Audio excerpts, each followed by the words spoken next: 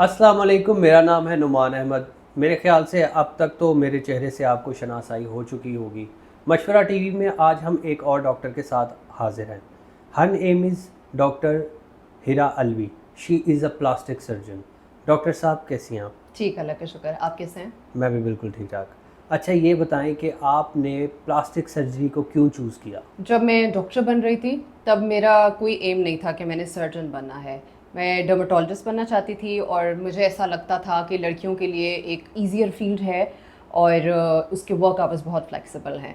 लेकिन जब मैंने हाउस जॉब की और मेरी पहली हाउस जॉब जनरल सर्जरी में हुई तो मुझे ऐसा लगा कि सर्जरी के अलावा शायद मेरे लिए कोई भी फील्ड करना बहुत मुश्किल होगा, बिकॉज उसमें एक पेशेंट आता था इमरजेंसी में, for example gun shot injury होती थी, हम उसकी उसी वक्त सर्जरी करते थे, अगले दिन वो उठ के बैठा होता था, अपनी फैमिली से बातें कर रहा है, हमसे बातें कर रहा है, उठ के चल फिर रहा है। तो वो जो एक लाइफ चेंजिंग एक होता था मोमेंट कि एक ही दिन में आपने सर्जरी की and the next day the patient is so well, तो वहाँ से मुझे लगा कि मुझे सर्जरी करनी है।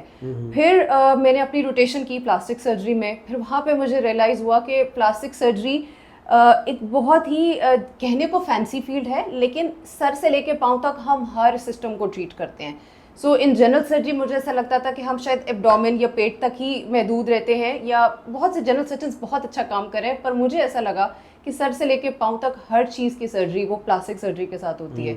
तो देन आई रियलाइज कि मुझे प्लास्टिक सर्जन बनना चाहिए और फिर मैंने वहाँ पे ट्रेनिंग की and then I became a plastic surgeon. ज़बरदस्त। अच्छा, मुझे एक बात बताएं, जो प्लास्टिक सर्जरी है, ये जनरल सर्जरी बनने के बाद कोई सब स्पेशलिटी है? जब हम प्लास्टिक सर्जरी करते हैं तो उसमें पहले 2 साल जनरल सर्जरी करनी होती है एंड नेक्स्ट 3 इयर्स हम प्लास्टिक सर्जरी की ट्रेनिंग करते हैं। तो जनरल सर्जरी का एग्ज़ाम पास करना ज़रूरी नहीं है, 2 इयर्स की ट्रेनिंग है and then 3 years in plastic surgery. और एफसीपीएस और एमसीपीएस में क्या फ़र्क होता है? FCPS is a fellowship, MBBS is a membership. No, MCPS MCPS is a membership. Is a जो मेंबरशिप। मेंबरशिप होती है और वो 2 साल की रोटेशन होती है और उसके एंड पे एग्ज़ाम नहीं होता।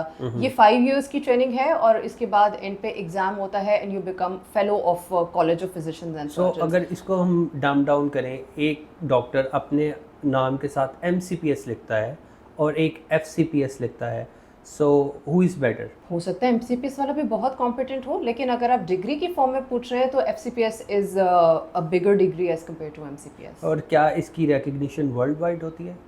काफ़ी कंट्रीज़ में रिकग्नाइज्ड है। अगर नहीं भी होता है तो अगर आपने इस अपनी कंट्री से FCPS किया है तो वहाँ पे आपको एक थोड़ी सी एज ज़रूर मिल जाता है, इवन दो आपको बहुत सी कंट्रीज़ में जाके उनकी फेलोशिप करनी पड़ती है, but once you are a fellow in one country तो दूसरे में आपको बेनिफिट मिल जाता है। अच्छा, कौन सी एज सेफ़ है सर्जरीज़ के लिए, लाइक फेस लिफ्ट के लिए, बोटॉक्स के लिए, या इन चीज़ों के लिए? आप समझते हैं कि इससे पहले ये चीज़ें होनी चाहिए, इसके बाद ये चीज़ें नहीं होनी चाहिए, या अदर कंडीशंस हैं जैसे डायबिटीज़ है, हाइपरटेंशन है, तो इसमें आपके क्या डूज एंड डोंट्स हैं? डायबिटीज़ और हाइपरटेंशन अगर कंट्रोल्ड है ना तो कोई भी सर्जरी हो सकती है। अनकंट्रोल्ड है तो प्लास्टिक सर्जरी में हम बिल्कुल रेकमेंड नहीं करते। दूसरा, प्लास्टिक सर्जरी में ना एक वेट बहुत मैटर करता है। अगर पेशेंट ओवर वेट है ना तो उसके प्लास्टिक सर्जरी के रिजल्ट्स अच्छे नहीं आएंगे। सो वी प्रेफर कि हमारे patients close to their ideal body weight हो, वो चाहे फेस लिफ्ट है, चाहे वो बॉडी कंटूरिंग है, चाहे वो कोई भी प्रोसीजर है। जो ओवर वेट पेशेंट है उसमें रिजल्ट्स कॉम्प्रोमाइज़ होते हैं। और जो एज फैक्टर की आप बात करें, देखिए बोटॉक्स तो है आप किसी भी एज में करा सकते हैं। आप for example if somebody is very expressive और उनकी अभी 20s में ही लाइंस आने लग गई हैं फेस पे, तो they can get a preventive Botox, वो करवा सकते हैं। उसके अलावा जो फेस लिफ्ट है वो 40s में भी लोग करा रहे हैं, वो 70s में भी करा रहे हैं। सो इट डिपेंड्स कि आपको कब ज़रूरत है, तो दिस कैन बी डन। वरना प्लास्टिक सर्जरी तो हम कुछ घंटों के बच्चे के ऊपर भी कर लेते हैं। वो अच्छा, तो अच्छा। हाँ, इफ़ नीडेड तो हम कर लेते हैं। Any surgery can be done. अच्छा, ये जो वर्ड प्लास्टिक सर्जरी है, जितने भी डिसिप्लिन्स हैं सारे के सारे, स्पेशलिटीज़ हैं, ये प्लास्टिक का वर्ड इसके साथ क्यों लगा हुआ है? ये थोड़ा सिंथेटिक सा लगता है। प्लास्टिक का मतलब जो है बेसिकली ये इंग्लिश का वर्ड नहीं है, ये ग्रीक वर्ड है जिसको कहते हैं प्लास्टिकोस, बेसिकली ग्रीक लैंग्वेज में, वहाँ से ये डिराइव हुआ है। और इसका मतलब होता है टू फॉर्म और टू मोल्ड, यानी कि कुछ बनाना या कुछ चेंज करना, स्कल्प्ट तो करना। अब sort of you can say. तो वो जो प्लास्टिक जो सिंथेटिक वाला है इसके साथ उसका लिंक नहीं है, ये बेसिकली ग्रीक वर्ड से निकला है। कॉस्मेटिक सर्जरी में और रिकंस्ट्रक्टिव सर्जरी में क्या फ़र्क है? बेसिकली ये दोनों इंटरकनेक्टेड हैं। जो प्लास्टिक सर्जन होता है वो कॉस्मेटिक सर्जरीज भी करता है, वो रिकंस्ट्रक्टिव भी करता है। अब इसके बीच में एक फाइन लाइन है टू डिफाइन कि क्या है। कॉस्मेटिक जनरली जो सोचा जाता है वो ऐसी सर्जरी होती है जिसकी ऐसा ज़रूरत नहीं है, लेकिन जो क्लाइंट है या जो पेशेंट है वो चाहता है कि मेरे फेस में या मेरी बॉडी में ये चेंजेस हो जाएं। अब उस जो रिकंस्ट्रक्टिव सर्जरी है ऑन द अदर हैंड, वो ऐसी चीज़ होती है कि बॉडी से कोई चीज़ ख़राब हो गई, कोई ज़ख़म हो गया, या समटाइम्स कभी किसी को कोई ट्रॉमा होता है, जिस्म का कोई चेहरा हिस्सा जल जाता है, जैसे चेहरा जल गया, या ट्रॉमा की वजह से जिस्म का कोई हिस्सा कट गया या वहाँ पे ज़ख़म बन गया, कुछ भी हो गया, तो उसको दोबारा से बनाने को रिकंस्ट्रक्टिव कहते हैं। लेकिन ये दोनों स्पेशलिटीज़ अलग नहीं हैं। जो अच्छा रिकंस्ट्रक्टिव सर्जन है वो अच्छा कॉस्मेटिक सर्जन है, जो अच्छा कॉस्मेटिक है वो अच्छा रिकंस्ट्रक्टिव है। अच्छा, जैसे ऑर्थोपेडिक सर्जन्स होते हैं वो इन्फेक्शन से बहुत डरते हैं, आपके केस में भी इन्फेक्शंस हो जाती हैं? इन्फेक्शन से हर डॉक्टर डरता है और हर सर्जन तो बहुत ही डरता है, लेकिन हम प्लास्टिक सर्जन्स भी टेक प्राइड कि हम जो ख़राब ज़ख़म हैं उनको भी क्लीन करते हैं पहले। अच्छा, प्लास्टिक सर्जरी के बारे में लोगों को लगता है बस ये खूबसूरती की फील्ड है, लेकिन जो गंदे ज़ख़म हमारे पास आते हैं उनको क्लीन करना, उसको हम डिब्राइडमेंट बोलते हैं। हाँ, यानी कि सर्जिकली हम उसको क्लीन करते हैं, वो भी हम करते हैं। उसको नीट एंड क्लीन करके उसको दोबारा से रिकंस्ट्रक्ट भी हम ही करते हैं। सो प्लास्टिक सर्जरी जितनी दूर से देखे वो फैसिनेटिंग और बहुत एस्थेटिक जो चीज़ लगती है, it's not just aesthetic. We really take pride in our debridements कि हम अच्छे से ज़ख़म साफ़ करते हैं और फिर उसको रिकंस्ट्रक्ट। अच्छा, what are the most common aesthetic concerns in Pakistan plastic surgery को लेके? रिगार्डिंग मेल्स और फीमेल्स? बोथ जेंडर्स में liposuctions they are very common. उसके अलावा body contourings are very common. Facial surgeries हैं कुछ, जैसे कि अपर आईलिड लिफ्ट है जो ज़्यादा कॉमनली जो हुए, राइनोप्लास्टीज हैं और लिप रिडक्शंस हैं। इस तरह काफ़ी हैं, ब्रेस्ट ऑगमेंटेशंस हैं। There are a lot of procedures. It depends के जेंडर क्या है एंड किस एज ग्रुप के लोग हैं। सो हर एज ग्रुप के हिसाब से जो सर्जरीज डिमांड की जाती हैं वो डिफरेंट है। कौन सी ऐसी सर्जरीज हैं जो आपको पसंद हैं करना, या आप समझती हैं कि यू कैन डू बेस्ट? मुझे एक्चुअली सारी ही प्लास्टिक सर्जरीज पसंद है, बिकॉज वही बात है कि प्लास्टिक सर्जरी बड़ी वाइड है, तो उसमें यह है कि as long as the patient is a candidate, मतलब उसकी सर्जरी करना मुझे पसंद है। अब जो बिल्कुल अनरियलिस्टिक एक्सपेक्टेशंस के लोग हैं या जिनको उस सर्जरी की ज़रूरत नहीं है and they still want that surgery, उनकी सर्जरी करना मुझे पसंद नहीं है। वरना अदरवाइज किसी एक प्रोसीजर का नाम लेना कि ये मुझे बहुत पसंद है, तो ऐसा I don't think there is a procedure.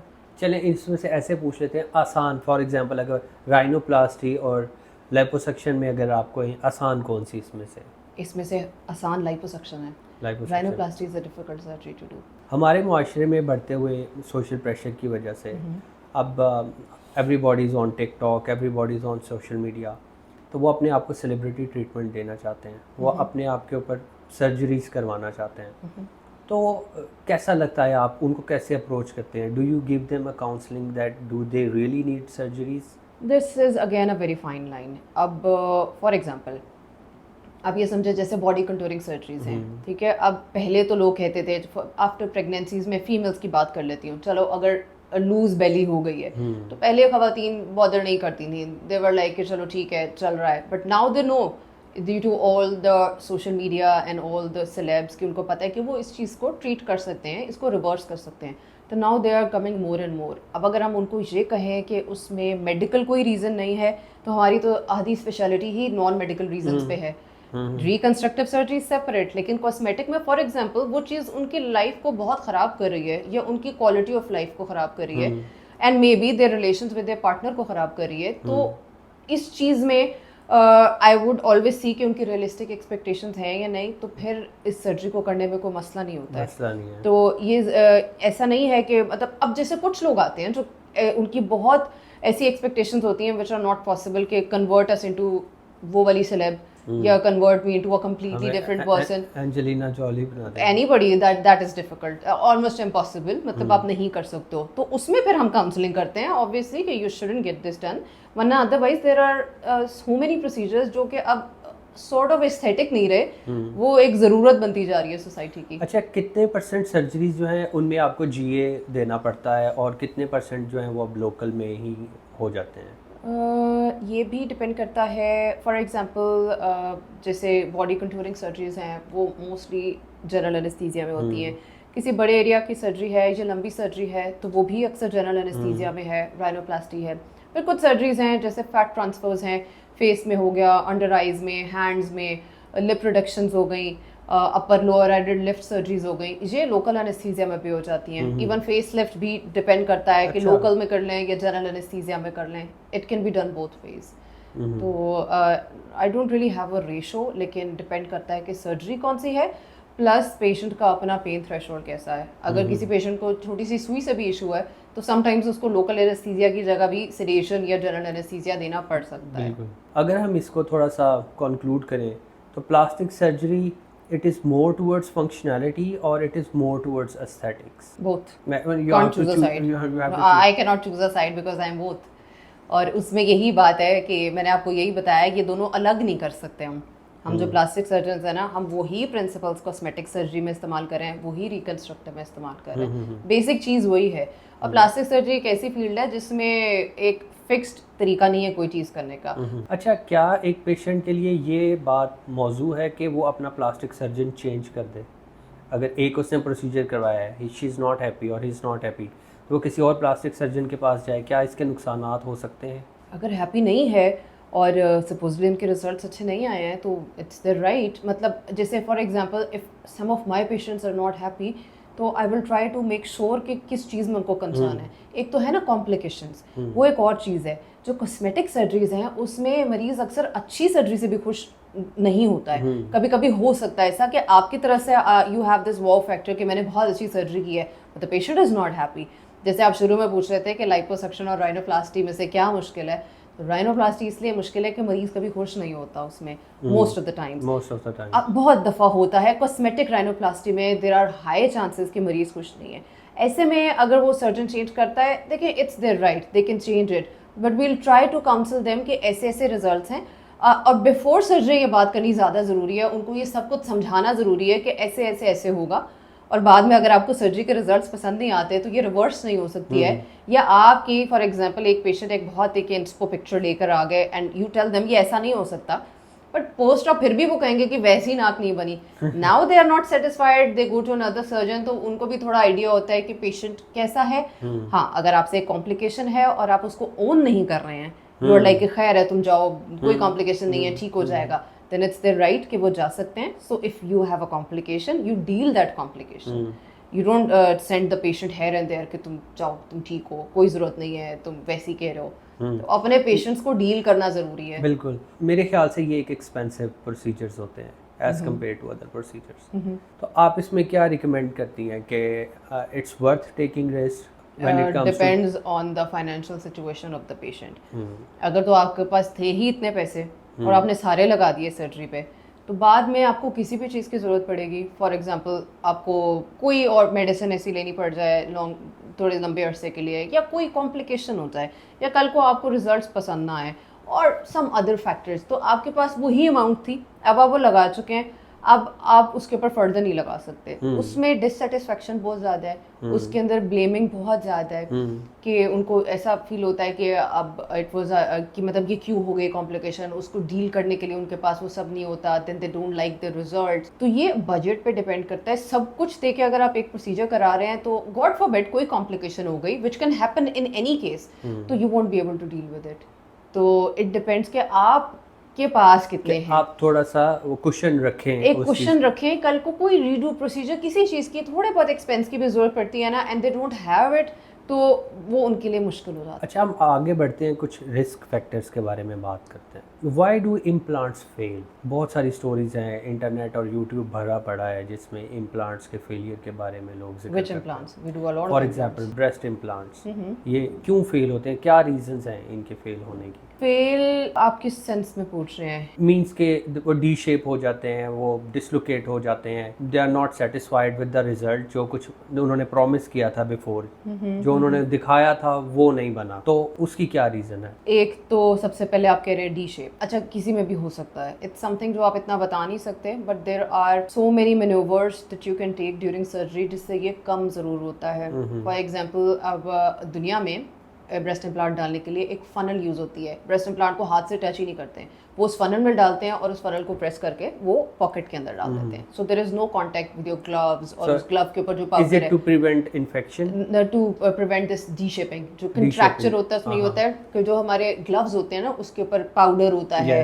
There are other things, इर्द गिर्द कोई चीज, कोई गॉज का पीस टच हो गया, कोई चीज होगी, अगर पहले ही कंटामिनेशन हो गई तो चांसेस आर हायर. फिर समटाइम्स ऐसा होता है कि सर्जरी के बीच में ही इम्प्लांट थोड़ा सा उसको कोई हल्का फुल्का नहीं, उसको कोई निक लग गया, कोई नीडल लग गई, तो उसी वक्त ही वो हल्का सा लीक आ गया, तो वो बाद में उसके चांसेस ऑफ रप्चर उस तरह के इम्प्लांट के ज्यादा होते हैं. Otherwise breast implants are very durable. Result से सेटिस्फाई ना होना, अच्छा ये जो सेटिस्फेक्शन है ना, ये बड़ी और तरह की चीज है. जरूरी नहीं है कि कॉस्मेटिक सर्जरी में आपने ही कुछ खराब किया है तो पेशेंट सेटिस्फाइड नहीं है. Sometimes a patient would want a very big size but she would have a very petite figure and very thin lean. उसमें आप फर्स्ट टाइम में इतना बड़ा इम्प्लांट करके ही नहीं दे सकते. फिर समटाइम्स ऐसा है कि even a surgeon can miscalculate, which is obviously हो सकता है, ह्यूमन एरर हो सकता है कि you could use a bigger implant but you did not, you calculated and now the patient is not happy. तो there are so many factors. Ethical practices में especially in the cases of body dysmorphia आप किस तरह से approach करते हैं patient को? Well, this is a surgeon's biggest fear कि हमें कोई ऐसा पेशेंट मिल रहा है जिसको बॉडी डिस्मॉर्फिया है और हमसे डायग्नोज नहीं हुआ सर्जरी से पहले, and we did a surgery on that patient. तो this is a biggest fear. तो पहले डायग्नोज होना ज़रूरी है. Once the patient gets diagnose तो हमें जो सिखाया जाता है वो ये है कि you counsel them and you send them for another opinion but you never operate on them. अगर है तो ऐसे पेशेंट को counselling and a psychiatric consultation is more important than actually performing the surgery, क्योंकि वो चीज़ उसकी ठीक नहीं होनी and then you are the culprit. अब वो मरीज अपनी बजाय वो आपके पीछे होगा. तो इसलिए उसको पहले से डायग्नोज करना ज़्यादा ज़रूरी है. कभी आपके साथ ऐसा हुआ है कि किसी पेशेंट ने सर्जरी करवाई हो और उसके बाद उसने कहा मुझे वापस वैसा ही बना दें जैसे मैं पहले? अभी तक नहीं हुआ, शुक्र अल्लाह का, but God forbid, this is also a big fear. लेकिन अभी फ़िलहाल ऐसा नहीं हुआ. अभी फ़िलहाल ऐसा नहीं हुआ. अच्छा, पाकिस्तान में मेरे ख्याल से शायद स्पेक्ट्रम थोड़ा लिमिटेड है. थाईलैंड या जहाँ पर दूसरी जगह हैं वहाँ पर तो हाइट बढ़ाने की भी सर्जरीज हो रही हैं, like they fracture their tibia और फिर वो उसके बाद. तो आपको क्या लगता है पाकिस्तान कहाँ रैंक करता है एक्सपर्टीज़ में और प्रोसीजर्स में और टेक्नोलॉजी में? एक्सपर्टीज़ तो बहुत है यहाँ पे. There are so many good surgeons and so many good teachers and mentors जो मुझे मिले हैं और they are doing very good work. जहाँ तक कि बात है ना कि हम प्रैक्टिस किस तरह कर रहे हैं, तो हम इंटरनेशनल लेवल की ही प्रैक्टिस कर रहे हैं. बट ऑब्वियसली हमारे रिसोर्सेज लिमिटेड हैं. बहुत सी चीज़ें हैं जो हम इसलिए नहीं कर सकते क्योंकि हमारे पास वो इक्विपमेंट अवेलेबल नहीं है. वरना एक्सपर्टीज या ये सोचना, अब जैसे यही लोग बाहर जाके they are doing amazing work. यहाँ पे आपको थोड़ी सी लिमिटेशंस इस चीज़ की भी हैं कि हमें वो पूरा वो नहीं मिलता है, एक एडिक्वेट एक एनवायरनमेंट उतना नहीं मिलता. वरना otherwise Pakistani doctors are great. अच्छा, पुराने डॉक्टर जो होते हैं, हम ओल्ड स्कूल कह लेते हैं, प्रोफेसर्स जिन्होंने पुरानी सर्जरी सीखी हैं, उसके मुकाबले में नए डॉक्टर्स जो कि टेक्नोलॉजी से अवेयरनेस रखते हैं, एआई से अवेयरनेस रखते हैं, नए नए ट्रेंड्स को फॉलो करते हैं. अब आपको पता है वैट्स आ गए हैं, मिनिमल इन्वेसिव सर्जरीज आ गई हैं. पेशेंट को किस डॉक्टर को चूज़ करना चाहिए? वही जो कि बड़ी बड़ी सर्जरीज कर रहे हैं, बड़े बड़े कट्स लगा रहे हैं, या मिनिमल इन्वेसिव की तरफ जाना चाहिए? मैं तो सिर्फ प्लास्टिक सर्जरी की बात कर सकती हूँ. बहुत चीज़ें मिनिमली इन्वेसिव हैं भी नहीं. तो जो टेक्निक्स हमारे बड़े यूज़ कर रहे हैं, हमारी भी मोर और लेस वो हैं, नई भी आ गई हैं. अपनी स्पेशलिटी की मैं बात करूँ ना, तो our seniors they read a lot. वो आर्टिकल्स भी पढ़ रहे हैं, वो कॉन्फ्रेंसेस भी अटेंड कर रहे हैं. I haven't seen it everywhere, लेकिन प्लास्टिक सर्जरी में they are very much aware of what's the new thing going on. हाँ, एआई वगैरह और ये सारी चीज़ों से ये लोग इस तरह से, इनको उतना ज़्यादा वो जाहिर है उस चीज़ के साथ ट्यून नहीं है. हम भी, अच्छा my generation, we were not born with AI, हमने भी सीखी ही है. अब की जो जनरेशन है वो उनको ये सब पता है पहले से. तो टेक्निकली आप कभी भी कोई भी चीज़ सीख सकते हैं. उसमें भी यही बात है कि sometimes there are few new techniques जो अच्छी भी हैं, लेकिन टाइम टेस्टेड टेक्निक्स की भी एक जगह है. तो एक्सपीरियंस को हर कोई चीज़ रिप्लेस नहीं करती है. बट हाँ, अगर कोई इतना वो है कि जी मैंने कुछ भी नया नहीं सीखना या वही पुरानी टेक्निक्स है, मैंने वही पुरानी चीज़ करनी है, तो फिर मसला है. But I wouldn't really say कि कोई खास बंदा कोई एक ही चीज़ कर रहा है. अब एक चीज़ सबसे बड़ा ये है कि सोशल मीडिया इतना ज़्यादा है कि our seniors are not on social media. हालांकि they are way more competent than a lot of people who are there on social media, जिनकी प्रेजेंस ज़्यादा है, जिनके फॉलोअर्स ज़्यादा हैं, तो लोग समटाइम्स मिस कैलकुलेट करके गलत भी चूज़ कर लेते हैं। कुछ मिसकंसेप्शंस हैं, चलिए हम इम्प्लांट्स की दोबारा बात करते हैं। Are they safe during flight? ऐसा तो नहीं कि इनमें कुछ प्रेशर बन जाता है एंड अगर एटमॉस्फेरिक प्रेशर हो तो नहीं? No, not at all. अच्छा, और वो ऐसी ख़वातीन जो कि बाद में मदर बन जाती हैं, they can still do breast feeding? Yes, implants don't hinder breast feeding at all. Not at all? No. और इनकी एवरेज क्या एज होती है? 10 to 15 ईयर्स के बाद रिप्लेस करना होता है। क्या ऐसा होता है कि इसको करवाने के बाद आपको लंबर में या स्पाइन में पेन शुरू हो जाए बिकॉज ऑफ इम्बैलेंस या वेट ज़्यादा है? Not really. अब प्रॉपर सिस्टम्स हैं कैलकुलेट करने के लिए। मैथमेटिकली हम कैलकुलेट करते हैं कि ये विड्थ है, ये हाइट है, ये प्रोजेक्शन है, इसमें कितना इम्प्लांट जाना है। जैसे एज के साथ थोड़ी थोड़ी बोन डिजनरेशन हो जाती है, ऑस्टियोपोरोसिस हो जाता है, तो उनकी स्पाइन खासतौर पर प्रेगनेंसी के बाद इतनी स्ट्रॉन्ग नहीं रहती and they do have implants, तो क्या उससे उनकी कमर दर्द या ऐसी कॉम्प्लिकेशंस आ सकती हैं? आई एम नॉट रियली श्योर, क्योंकि अगर तो किसी के बहुत ही बिगर साइज इम्प्लांट्स हैं, maybe I have never heard of it. मतलब वो एज फैक्टर एक अलग चीज है। एक स्पाइन के ऊपर एक प्रेशर या एज के साथ साथ तो बहुत कुछ ही चल रहा है, पर just blaming the implants for this, तो I am not sure. It has no effect on your spine whatsoever? या आई थिंक सो। वो कौन सी ऐसी 3 चीज़ें हैं या फैक्टर्स हैं आप पेशेंट्स को एडवाइस करती हैं कि before going to a plastic surgeon उनको चेक करनी चाहिए कि उनका प्लास्टिक सर्जन जो है उसके पास ये तीनों चीज़ें हों? एक तो FCPS की डिग्री हो, okay. Experience and real patient results. अच्छा, एक्सपीरियंस अब इस तरह से है जिन्होंने अब भी MBBS किया है वो भी अपने साथ के साथ 2-3 साल का एक्सपीरियंस लिख देते हैं, तो आप एक्सपीरियंस किसको काउंट करती हैं? आई डोंट थिंक प्लास्टिक सर्जन इतना एक्सपीरियंस लिखते हैं। एक तो प्लास्टिक सर्जरी की डिग्री ही एक है, दैट इज FCPS, और MS प्लास्टिक सर्जरी, ये दोनों 5 साल की ट्रेनिंग्स है। उसके अलावा कोई छोटी डिग्री इसमें एग्जिस्ट नहीं करती है। No MCPS, no other degree, सिर्फ एक ही है। एक्सपीरियंस में आप ट्रेनिंग ईयर्स भी काउंट कर सकते हैं, बिकॉज उसमें भी आपकी बहुत इंटेंसिव ट्रेनिंग चल रही होती है। You are seeing a lot of patients, आपका एक लर्निंग फेज चल रहा होता है, and then obviously post fellowship experience होता है। अच्छा, आई वुड से कि एक्सपीरियंस वो तो आपका टाइम के साथ ही आना है। For example somebody pass the exam yesterday, इसका मतलब ये नहीं है कि वो अकेले प्रैक्टिस नहीं कर सकते। They can, as long as they are safe and they have the right principles. देखिए, एक्सपीरियंस को वैसे तो कोई चीज़ बीट नहीं करती है, बट स्टिल इट मैटर्स कि आप कितने सेफ हैं या कितने। अच्छा, कौन सी ऐसी स्पेशलिटी है जो आप कभी भी नहीं करना चाहेंगी? ऑर्थोपेडिक्स। ऑर्थोपेडिक्स? उसकी क्या रीज़न?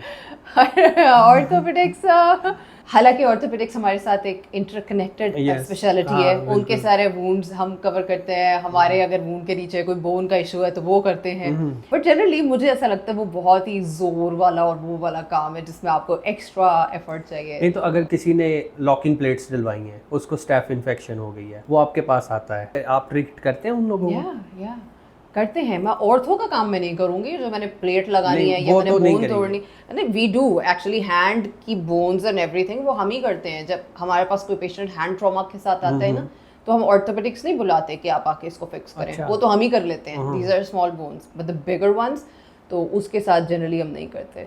अच्छा, फॉर एग्जांपल एक शख्स का एक्सीडेंट हो गया, अल्लाह माफ़ करे, अब उसको ऑर्थोपेडिक इंजरी भी हुई है, उसको उसकी कोई नर्व्स वगैरह भी गई हैं और उसका प्लास्टिक का भी काम है। अब कौन कौन डॉक्टर उस पर काम करेगा और कैसे कैसे काम करेगा? मल्टी डिसिप्लिनरी टीम अप्रोच इसको हम बोलते हैं। उसमें ये होता है कि जिस स्पेशलिटी के डॉक्टर की ज़रूरत है वो सारे उसमें इन्वॉल्व होते हैं। अब अगर कोई बहुत कॉम्प्लेक्स केस है ना, कुछ तो सिंपल केसेस हैं। फॉर एग्जांपल ज़ख्म है, उन्होंने हड्डी फिक्स कर दी, हमने आके उसको क्लीन कर दिया, फ्लैप कर दिया। किसी और स्पेशलिटी का कोई अलग से काम था कि साथ ही हेड इंजरी भी थी, वो न्यूरोसर्जरी ने आगे कर दिया। But some cases are complex, उसमें फिर हम सारे डॉक्टर्स को इनवाइट करते हैं। टीम की एक मीटिंग होती है, उसमें हम सबको बुलाते हैं, इंक्लूडिंग अ रेडियोलॉजिस्ट, इंक्लूडिंग जो बंदा होता है, एंड वहाँ बैठ के वो केस पूरा डिस्कस होता है, and then we make a plan कि किसने कब क्या करना है। अच्छा, ये सर्जरीज करते वक्त कभी ऐसा होता है कि स्ट्रोक पास हो जाए या हार्ट अटैक आ जाए? आपका सवाल मुझे समझ नहीं आया, ये कैसा सवाल है? हाँ, देखिए, मोस्टली जो है ना पेशेंट और अल्लाह ताला के बीच में ना एनेस्थेटिस्ट होता है, हम नहीं होते। हम तो सर्जरी कर रहे हैं, तो वो जो एनेस्थेटिस्ट है ना उसके बगैर हम कुछ नहीं कर सकते। सो वो मेन बंदा वो है हमारी सर्जरी का। सो वो जो स्ट्रोक होना या हार्ट अटैक होना वो they are managing it quite well, they are the only ones who can manage. हमें तो सिर्फ सर्जरी करनी आती है, हमें ये सब नहीं आता है। तो एनेस्थेटिस्ट एक्चुअली सर्जरी के बीच में सबसे मेन बंदा होता है।